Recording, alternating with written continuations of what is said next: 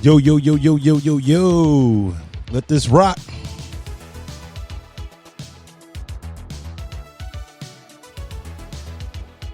I feel like some 1980s jump off. Yeah, that's like that Beverly Hills Cop. Remember that little techno joint that they play when he's running through the streets?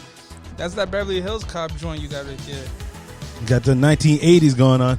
Did I be thinking Eddie Murphy just jump out of nowhere? Eddie Murphy.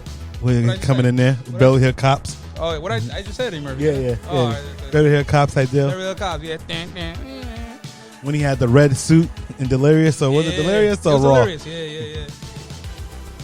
Yo, supposedly he didn't write all of the They always going to say so. Someone always going to have a supposedly like Eddie Mancia. Remember Eddie Mancia? Or yeah. He was right. He stole a lot of stuff from Hispanic dude? Yeah, from Bill Cosby.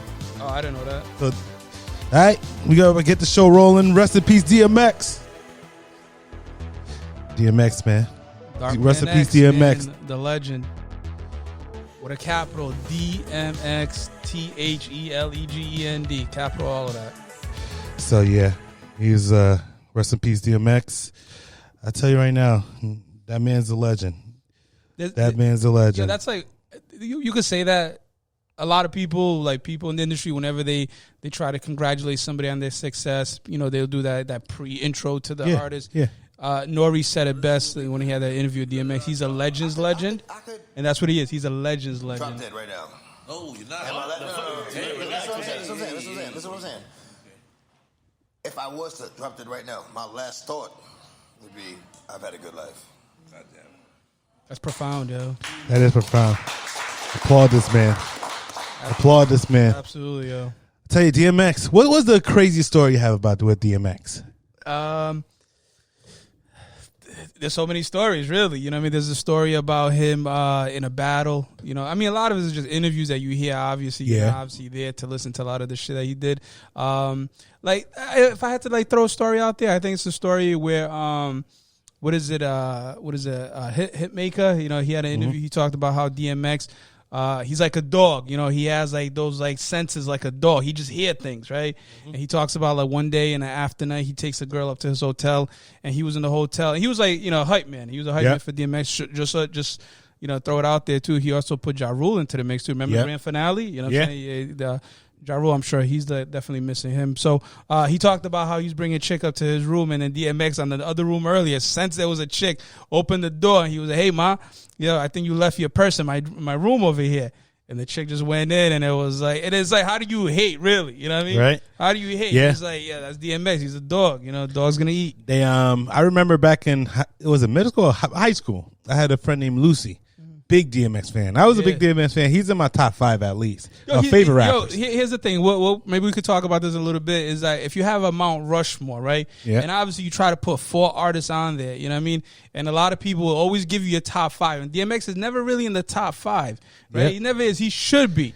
And I think if you really dig deep into his history, you got to say he deserves to be on the Mount Rushmore because of longevity. And he sold more to a lot of people. Album, you forget. Yeah. But he also did movies. He's not my top best rappers, but he's my top 5 rappers. Yeah. 5 rappers that I'll just listen to regardless of anything. Regardless of anything. I don't care who they diss. So if people think he's whack, if they got a whack album, I listen to them regardless. But I had a friend named Lucy. She was her biggest fan. Yeah. His biggest fan, and she was in love. She to the point that she used to rock a X chain all the time. Yeah, just the X, right? When he first came out, he had 2 albums. 2 albums. He was like the first one to have the back and forth with the different voices. Damien. I tell you, I could go to the gym right now and listen to DMX, and I feel like I get bulked up. Yeah. I bulk up because DMX was just one of those characters that you could just say, you know what?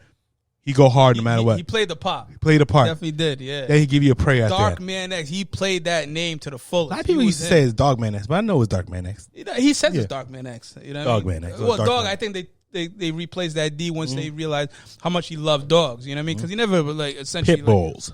Pitbull, yeah. I think he liked Rottweilers too. He liked Rottweilers too. Yeah, that was my, yeah. But I tell you, he's a Snoop was like a Doberman Pinscher fan. He's a legend. I love Snoop. X was a legend to his... and he's definitely will be missed. Yeah. Rest in peace, DMX.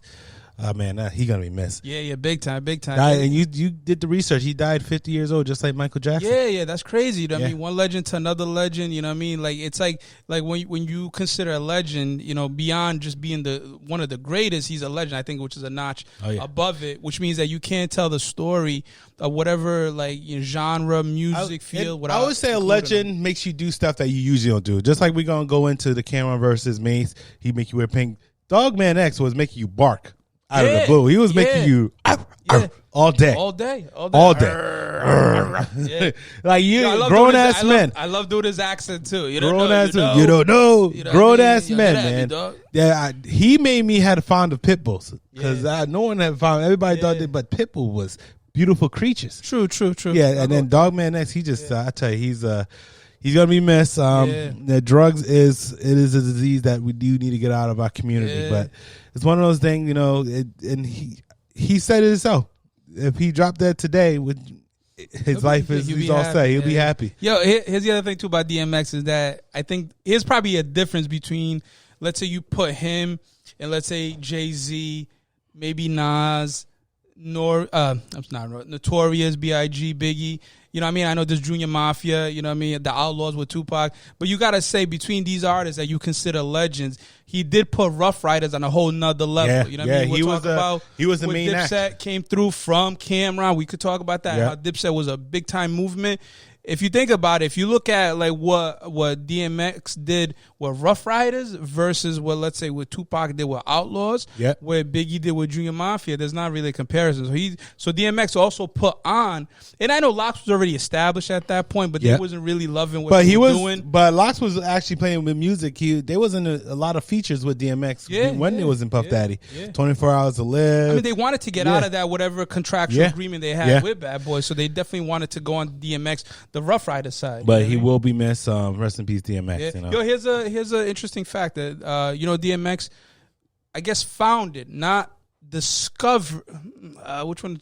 Should it maybe the word discovered versus founded? Yeah, I say discovered versus founded was by Heavy D. Did you know that?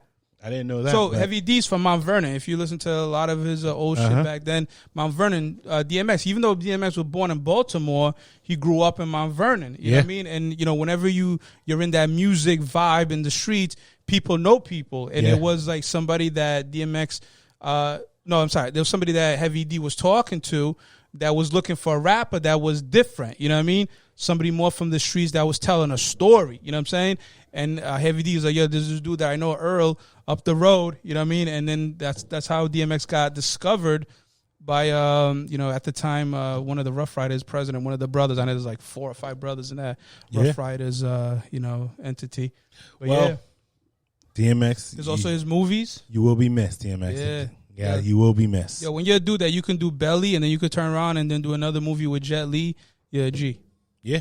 Think about it. Steven Seagal, Jet Li, and then you do a Belly with Nas. Belly's a cult classic. That's almost put it up there with Paid in Full. Belly was a cult Paid in Full classic. is a higher level, but Belly was pretty good too. So speaking of Paid in Full, what's his decision? All right, so for the viewers out there that don't know, right? So me and D, behind the scenes we had an argument, and the argument was, who was not career, because if we keep talking about this whole career, who had a better career between Cam'ron and Mase?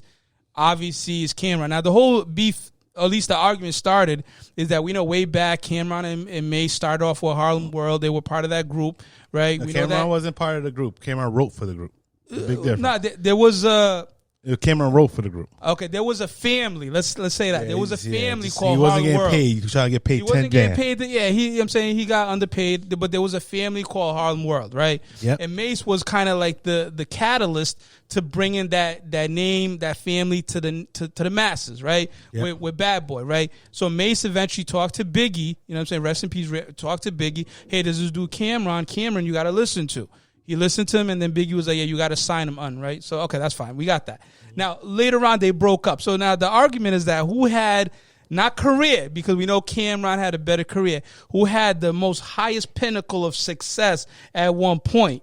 And I was saying it was Mase, and you were saying it was Cam'ron. That's how the argument started. Cam'ron. That's where you started. That's how the whole thing started. That's how it ends too. Yeah. Now, for full disclosure, I haven't finished my autopsy yet. You know what I'm saying? The next episode, I'm gonna come to the conclusion. I'm trying to listen to every single album I can because Cam'ron got a whole library. You know what I'm saying? Confessions of Fire, SDE, Purple Haze 2, Come With Me. I mean, it goes on. Yeah, well, how much fire that Mase has 2 albums? Huh? So you did Harlem World and Double Up. Yeah, and Welcome Back. You did say nobody gonna listen to Welcome Back, man. I'm getting sick of how you put Welcome Back into like the Welcome Back was an horrible established radio play hit. No, it was more that he had the buzz of coming back, and it was still a good track. What Cam'ron said, everybody welcoming this, welcoming that. We wasn't welcoming the first, so why we welcome him back? It's all good. Come on, man. It's all good. Come on, man. He made money, did he not?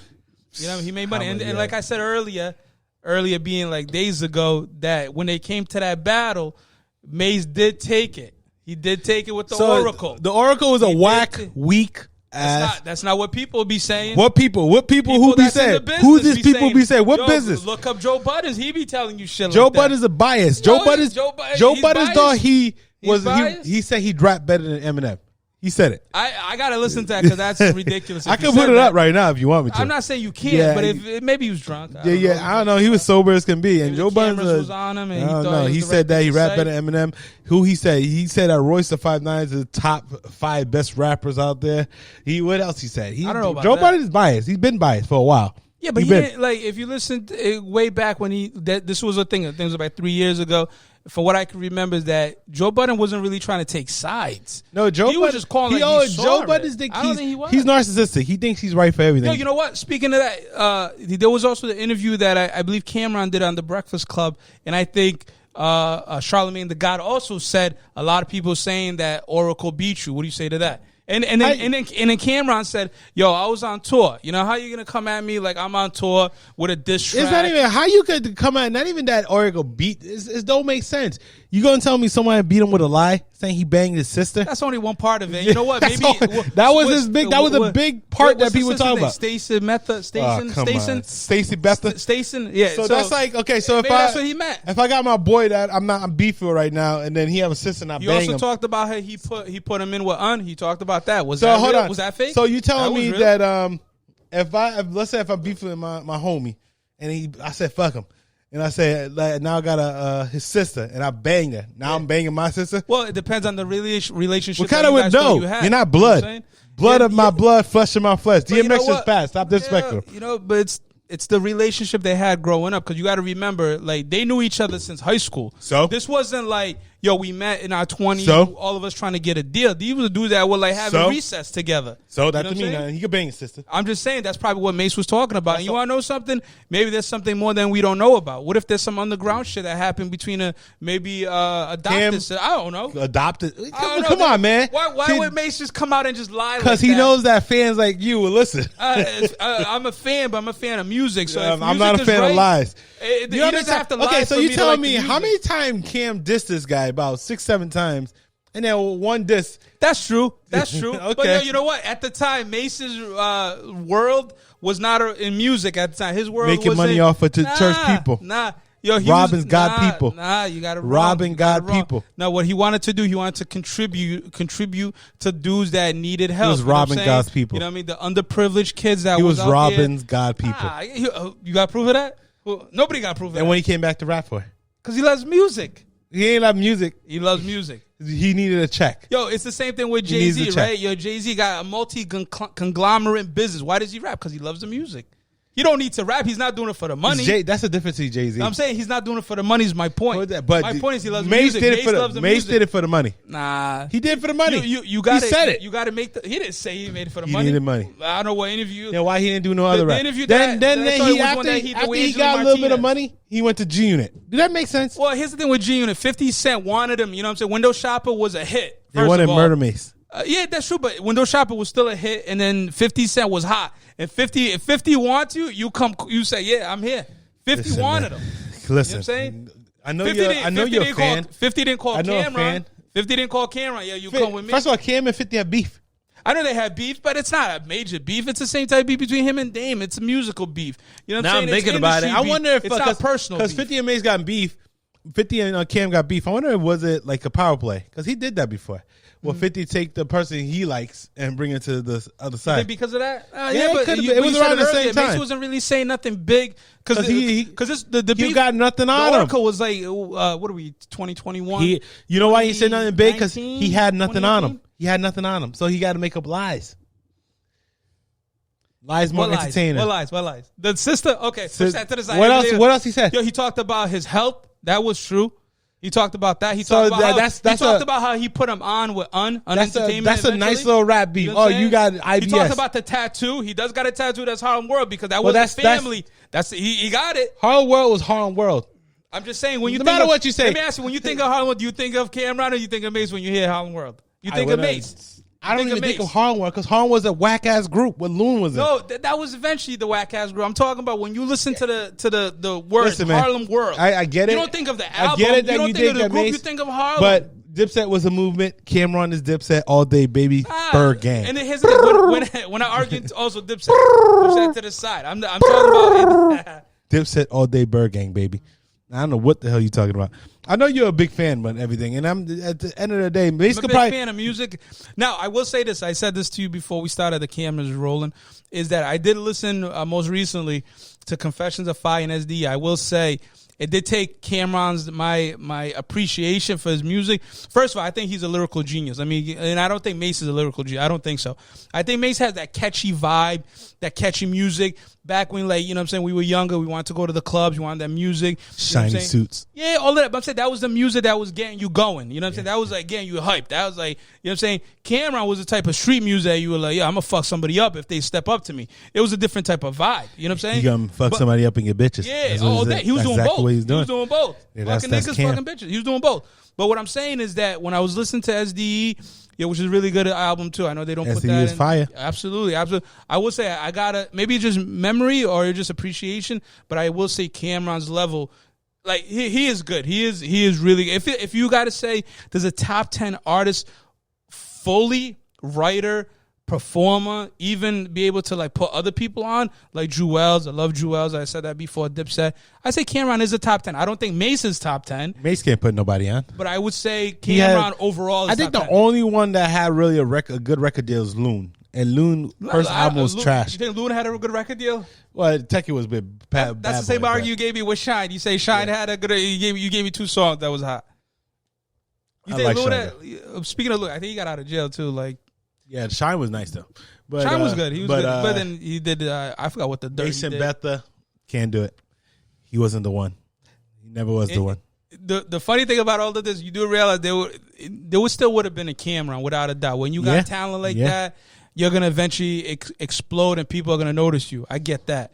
But you do realize if it wasn't for Mase, there wouldn't have been. I don't care. I get it. I understand. But at the end of the day, Cam'ron had a better career. That's not what we arguing about. Don't leave while you're hot. That's why Mase screwed up. That's like saying the whole Jordan.